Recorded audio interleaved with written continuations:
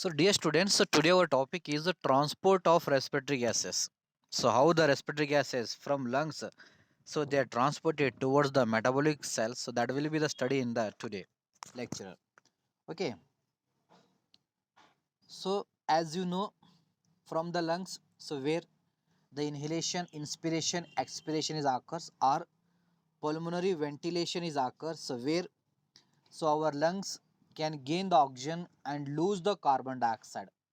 In same time, the oxygen can be enter in the blood and carbon dioxide from the blood it can enters in the lungs. Already you learn in the last class regarding the physiology and mechanism of respirations, and from the blood it can travels towards the heart. So the from the heart it can enters into the systemic circulations. From the systemic circulation which can reaches to the tissues, and tissues so where they can got the oxygen and lose the carbon dioxide to the blood, and from that the venous system are once again a part of the system circulation, so the venous return so that can carries the deoxygenated blood, so that was the rich of the carbon dioxide towards the heart. From the heart, so with the help of the pulmonary artery, once again so they are reaches to the lungs. So these all process, so that was occurs only the partial pressure of the respiratory gases regarding the oxygen pressure as well as the carbon dioxide pressure in the lungs, in the blood, in the tissues. So that was helpful for the exchange of the respiratory gases. So exchange of respiratory gases, so that was mainly depending upon the partial pressure of the oxygen and carbon dioxide available on that side. If any difference is there, then the exchange can be occurs. Otherwise, it do not occurs the any exchange. So like that, so the that is the oxygen. So in the blood, so that was transported. That is the 1.5% of the oxygen. So that was transported in the blood as a dissolved form. Okay, it was dissolved in the plasma 1.5% only it is a small quantity because oxygen is a lipophilic in nature, so due to that it is less soluble in the water, okay, or plasma. So that's why so only 1.5% of the entered oxygen from the lungs, so that was transported from one part to the, from lungs to the tissues, so that was only 1.5%. So remaining maximum, so that was transported, that is the 98.5% of the oxygen, so that was transported so with the help of the hemoglobin. So that's why the hemoglobin, those are present in the RBC. So hemoglobin molecule, so they are play an important role in the transports of the oxygen about 98.5%. So that was our oxygen supply to the organ. So that was depending upon the number of RBC. So as the number of RBC increases, the content of hemoglobin is also increases. So as the content of hemoglobin increases, the oxygen supply is also increases. So that oxygen is required for the cell for various metabolic functions. So like that in the growing age, so okay, that is the 14 that is the 12 or 14 years to the 21 years, so where the girls as well as boys should be have the sufficient oxygen concentrations as well as that is the depending upon the sufficient hemoglobin, because metabolic rate is more, so they require more oxygen, that's why they require the more hemoglobin. If they having the correct hemoglobin content means, so they're all secondary sexual organ development, so that way occurs very well. Otherwise in the future if you are not maintain hemoglobin content in your body, so they are also responsible for to decrease the development of the secondary sexual characters and as well as the organs. In the future it may be responsible for infertility, many other disorders. So that's why you always you can prefer to maintain the good hemoglobin content in our body. So like that the carbon dioxide is also transported between tissues and heart and then to the lungs. Okay, so among the carbon dioxide, 9% of carbon dioxide, okay, that was released, that was came from the metabolic cell or tissue cells. So that was 9.9% of carbon dioxide. So that was transported from tissue to the lungs in the form of the dissolved form. So that was dissolved in the blood. So as compared to oxygen, the carbon dioxide, so that was 9%, it was transported in the dissolved form, and 13% of the carbon dioxide, so that was transported as the carboaminohemoglobin by conjugated, by binding with the hemoglobin, so like oxygen, but only 13%.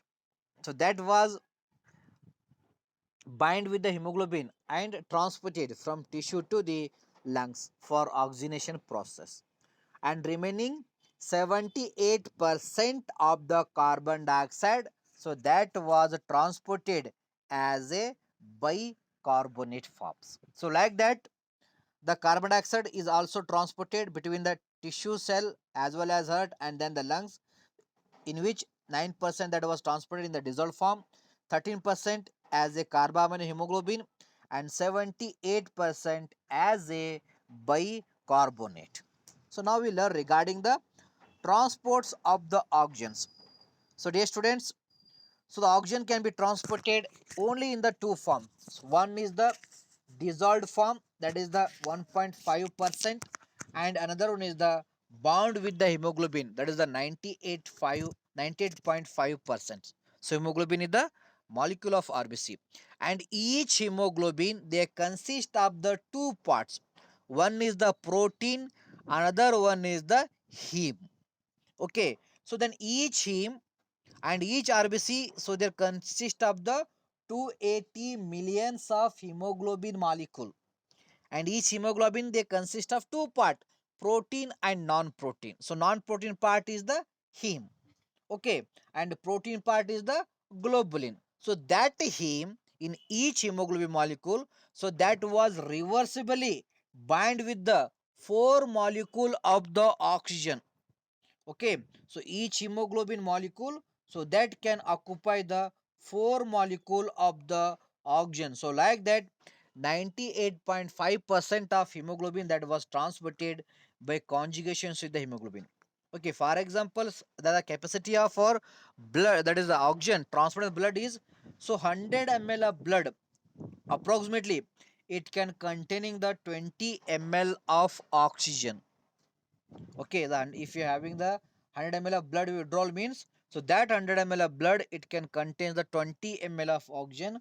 Among 20 ml, 0.3 ml of oxygen, so that was transported in the dissolved form, and remaining 19.7 ml of oxygen from the 100 ml, so that was transported with the conjugated with the reversibly bind with the hemoglobin from lungs to the different parts of the body are towards the metabolic cell. So like that, so hemoglobin, it can carries, that is a 19.7 ml per 100 ml of oxygen. So here it is the reaction, it can shows the how the oxygen can be transported, that is the hemoglobin.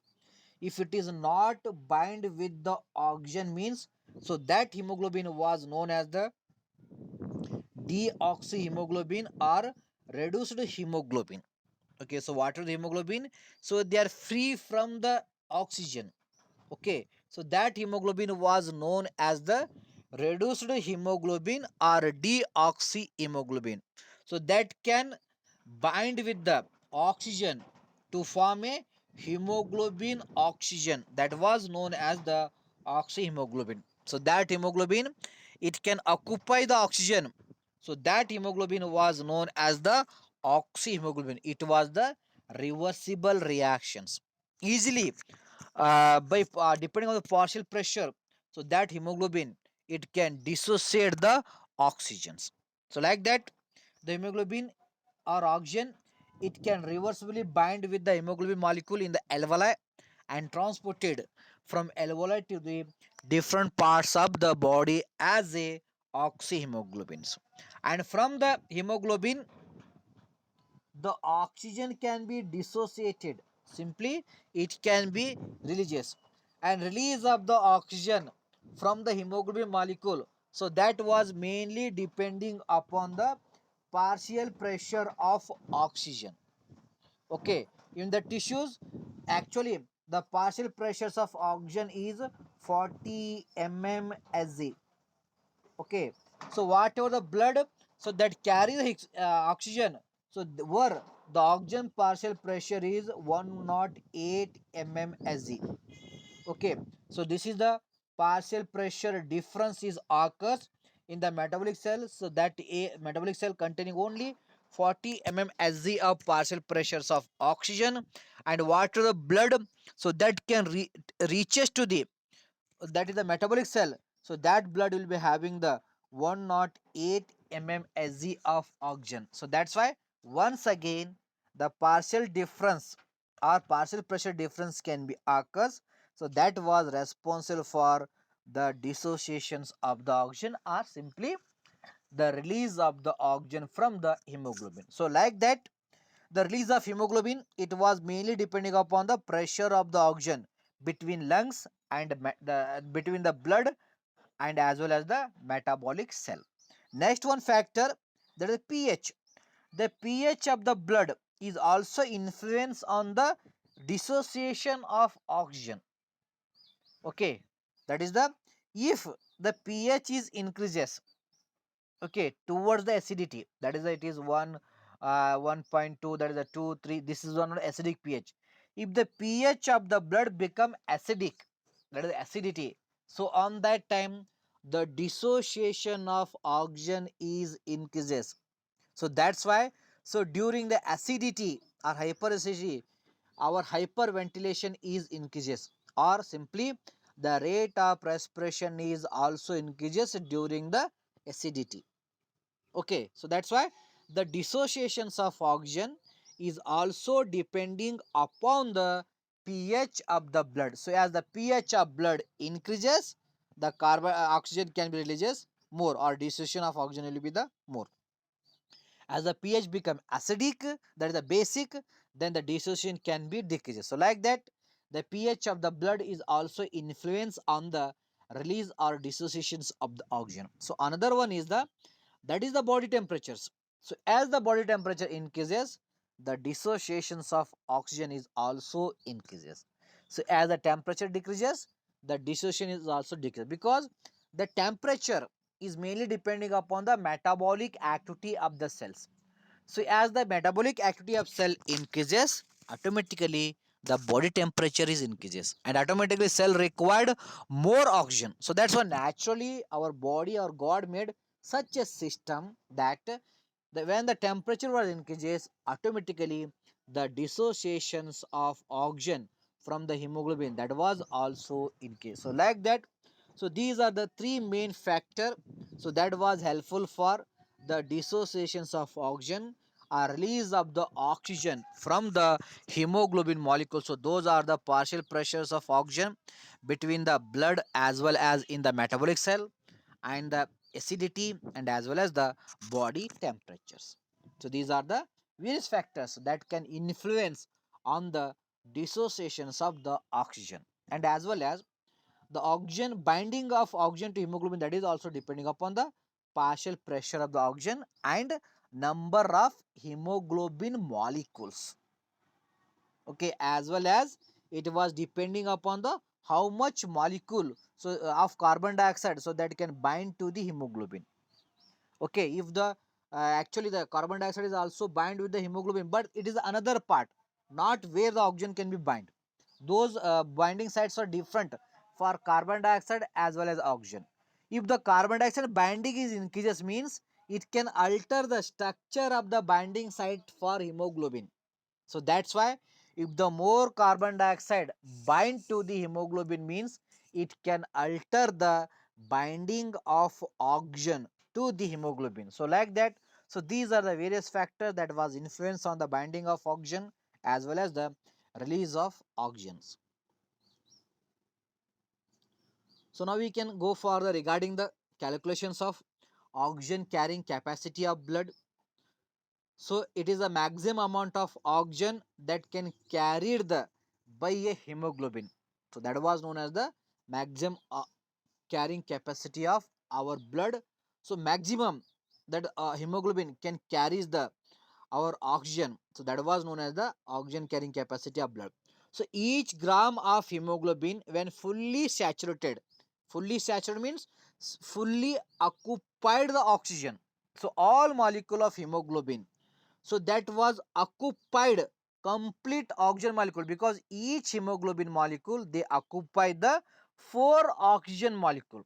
So that occupancy is mainly depending upon the ability of the binding site on the hemoglobin one. Another one is the, that is the pressure difference. Another is the available of the oxygen molecule, and main another one is main is a, that is the binding of carbon dioxide to the hemoglobin molecules. Okay, if the binding more structure is alter. Okay, so that's where told that each gram of hemoglobin when fully saturated, fully bind with the oxygen mean it can carries the 1.34.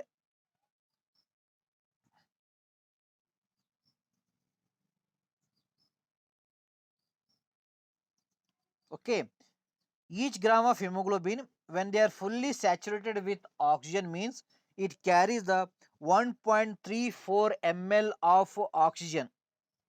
Okay, as hemoglobin content.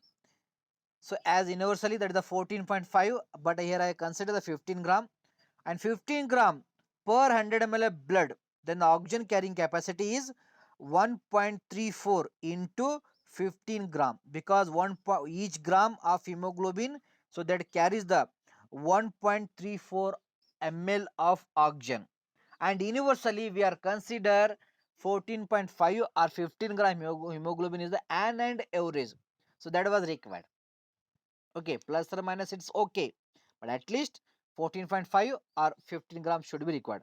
For example, for that purpose, and the 15 gram, that is into the 15 gram, that is 1 gram that carries the oxygen, that is the 1.34 ml into a 15 gram.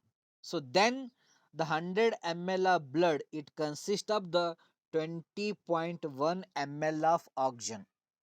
Okay, so like that, so 100 ml of our blood, so that can contain the 20.1 ml of oxygen. This is the oxygen carrying capacity of our blood. So our 100 ml of blood, it carries the 20 ml of oxygen among 20.3 ml that was dissolved form, and 19.7 ml that was conjugated with the hemoglobin. So this is the oxygen carrying capacity of the blood. So those human beings, both male and female, they will be having the, that is the 14.5 gram of hemoglobin or 15 gram of hemoglobin per 100 or per deciliters, or those are they having the normal hemoglobin content. Okay, next one is the, that is the calculations of percent of hemoglobin saturations with oxygen, that is the percent of HB saturation. So nowadays it is more familiar, so already you know. So this is the pulse oximeter. So this pulse oximeter was helpful for to note down the percent of hemoglobin saturation. That is nothing but how much amount of oxygen, so that can bind with the hemoglobin, that is known as the oxygen saturation. So now it is the most important factor consider for the COVID patient. If it is fall than 90, then it was considered as the serious. Actually it was 99 to 100. So actually the normal human beings, the oxygen saturation is a 99%.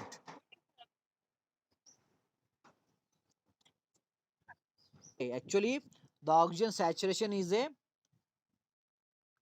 99 to 100%, but some varies depending upon the lung functions or hemoglobin content. So may that was or many other, may especially depending upon the lung functions or alveolar functions, so that was decreases or increases. So here the oxygen saturation means it is the index of the extent to which hemoglobin combined with the oxygen, so that was known as the hemoglobin saturation or oxygen saturation. It is an index for the extent to which the hemoglobin is combined with the oxygen.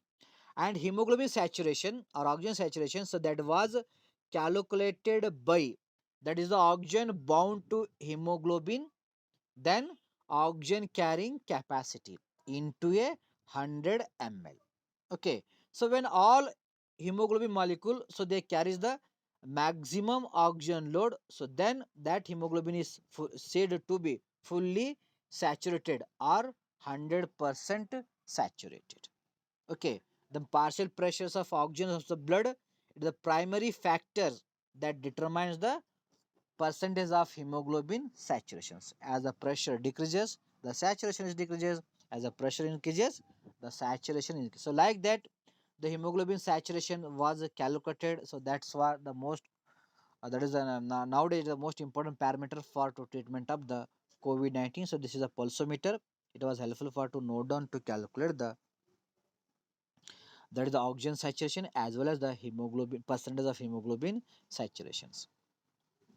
So next one is there's an important key. So dear students, so our arterial blood having the high partial pressure of oxygen, that is the 97% of hemoglobin is saturated with the oxygen in the arterial blood.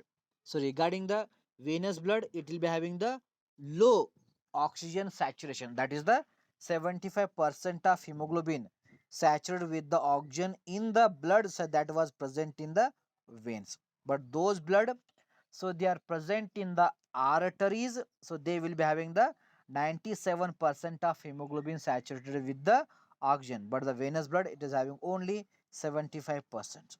So at the lung, the high alveolar, there is a partial pressure of oxygen is present about 100 mmHg, more than 100 mmHg partial pressure that was present in the alveoli.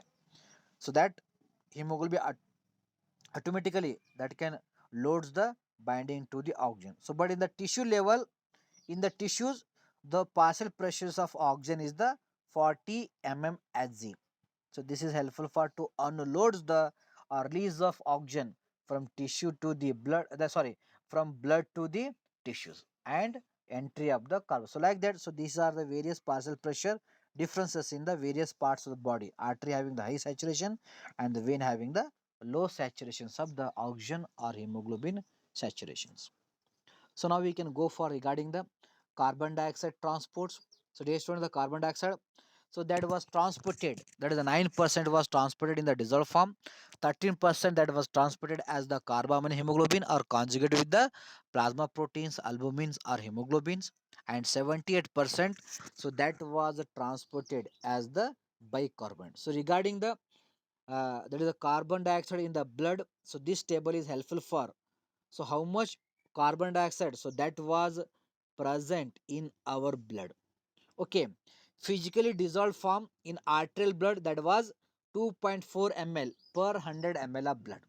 So that much of oxygen in the arterial blood, so that was sorry, carbon dioxide in the arterial blood, so that was present, that is 2.4 ml per 100 ml, that is a 5%. But venous blood in dissolved form, that is the 2.8 ml per 100 ml. Okay, and so chemically combined carbon dioxide as a bicarbonate in arterial blood, it will be the 43.2 ml, that is a per 100 ml, that is the 90%. But in venous blood, it is a 45.8 ml per 100 ml of blood. But chemically combined as a carbaamino, that is a 2.4 ml per 100 ml, that is 5% in arterial blood. But in the venous blood, that carbon dioxide is 3.4 ml per 100 ml of the blood. And totally the carbon dioxide, so in the arterial blood is 48 ml per 100 ml. But in the venous blood is, there is a 52 ml per 100 ml. The only difference is only 4 ml of excess of carbon dioxide. So that was present in the venous blood as compared to the arterial blood. So this was known as the tidal carbon dioxide. It is the amount of carbon dioxide added from tissue to the 100 ml of arterial blood, about only 4 ml to be changed to the venous blood. So our venous blood having only 4 ml of excess carbon dioxide as compared to the arterial blood per 100 ml of blood. So regarding the partial pressures of carbon dioxide, so in the arterial blood, so that was 40 mmSg.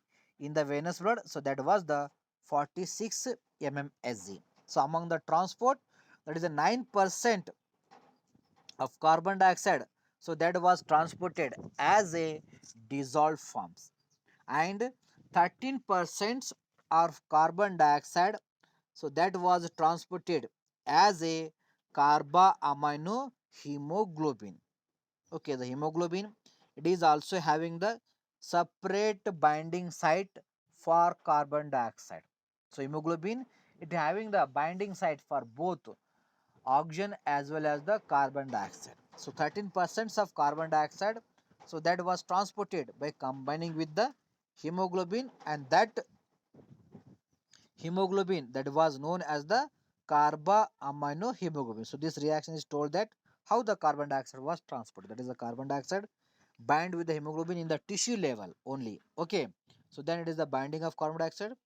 Then it can transported towards the lung as a carbohemoglobin. Then it reaches to the lung where the dissociations of the carbon dioxide can be occurs. And the dissociations of carbon dioxide in the lungs or alveoli, or release of carbon dioxide in the alveoli, so that was mainly depending upon the partial pressure of the carbon dioxide. So like that, the hemoglobin is also helpful for the transports of the carbon dioxide or return of the carbon dioxide or removal of the carbon dioxide. So next one, so maximum about more than 75% or 78%. So the that is a carbon dioxide that was transported as a bicarbonate. So in the tissue level or in the metabolic cell, so in the RBC, were in the RBC, so it consists of an enzyme. So that enzyme was known as the carbonic anhydrase. So when the carbon dioxide enter into the RBC, so where this enzyme is present, it can react the water with the carbon dioxide. So the carbon dioxide in the RBC, in the cell level, in the metabolic cell, in the tissue level, so where, so this carbonic anhydrase enzyme, okay, so it can converts carbon dioxide and water into a dihydrogen carbonate, that is H2CO3, and this H2CO3 is formed in the presence of the carbonic anhydrase enzyme, so that can allow the reactions between carbon dioxide and water to form a dihydrogen carbonate or H2CO3, and this enzyme is only found in the RBC. Okay, and this reaction, it was taken place in the tissue level or in the cell. So then, so this compound H2CO3 is a unstable. Okay, it is a unstable. Then it can dissociated into hydrogen ion and bicarbonate. Okay, it is unstable and it was dissociate into hydrogen ion and a bicarbonate. And from the blood, from the plasma, the sodium chloride is enter inside the RBC. Okay, through a one chloride channel that was known as the chloride shift. Okay, so this sodium chloride, it can react with the bicarbonate, it can forms the sodium bicarbonate, and that Cl, it can react with the H ion, it can form the SCl, and this sodium bicarbonate, it can dissociate into the plasma. Like that, it can transported in the plasma as a sodium bicarbonate or bicarbonate. So this reaction was taken place in the cell inside the RBC in the presence of the carbonic anhydrase enzyme. So like that, the carbon dioxide was transported, that is about more than 70% as a bicarbonate from cell, metabolic cell, to the towards the alveoli. So when this blood or this sodium bicarbonate when reaches to the alveoli, so where it can dissociated into once again sodium chloride and bicarbonate, and this bicarbonate enter inside the RBC, okay, in the plasma. So when it reaches to the alveoli, so in the alveoli where only it can dissociated into sodium chloride and bicarbonate in the alveoli or in the lungs, okay.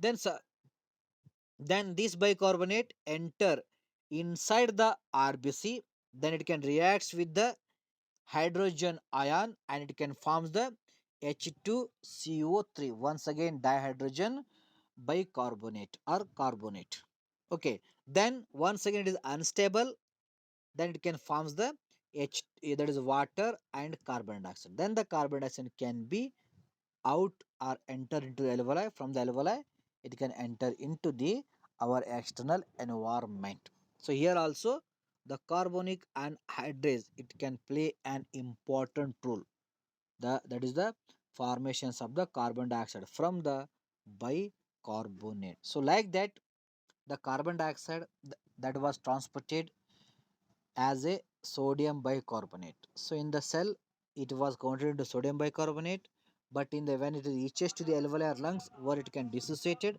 then remain it can return converted into water and as well as the carbon dioxide. Then carbon dioxide it can be expelled to the alveoli. From the alveoli it can enter into the our external environment. So like that the carbon dioxide can be transported.